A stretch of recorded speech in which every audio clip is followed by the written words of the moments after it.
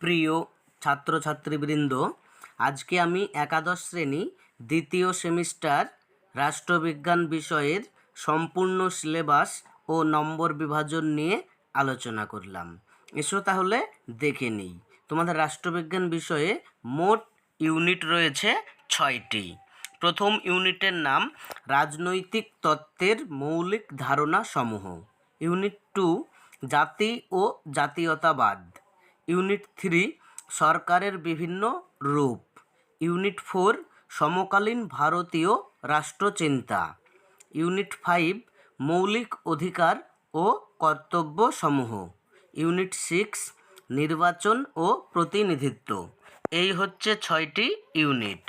এই 6টি ইউনিট থেকে নম্বর আসবে প্রথম ইউনিট থেকে 8, দ্বিতীয় ইউনিট থেকে 6, তৃতীয় ইউনিট থেকে 8, আর বাদবাকি যে 4, 5, 6 ইউনিট রয়েছে এইখান থেকে 6 করে আসবে। এবারে আমরা দেখে নিই নম্বর বিভাজন। রাষ্ট্রবিজ্ঞান বিষয়ের নম্বর বিভাজন হলো এরকম: 2 মার্কের প্রশ্ন হবে, 4 মার্কের প্রশ্ন হবে এবং 6 মার্কের প্রশ্ন হবে। প্রথম যে ইউনিট এইখান থেকে 2 মার্কের প্রশ্ন হবে 1টি এবং 4 মার্কের কোনো প্রশ্ন হবে না, 6 মার্কের প্রশ্ন হবে 1টি, টোটাল 8।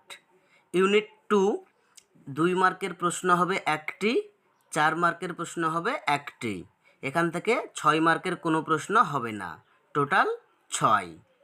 3 ইউনিট 2 মার্কের প্রশ্ন 1টি, 4 মার্কের কোনো প্রশ্ন হবে না, 6 মার্কের প্রশ্ন হবে 1টি, টোটাল 8। ইউনিট 4 2 মার্ক এবং 4 মার্কের কোনো প্রশ্ন হবে না, 6 মার্কের প্রশ্ন হবে 1টি, টোটাল 6।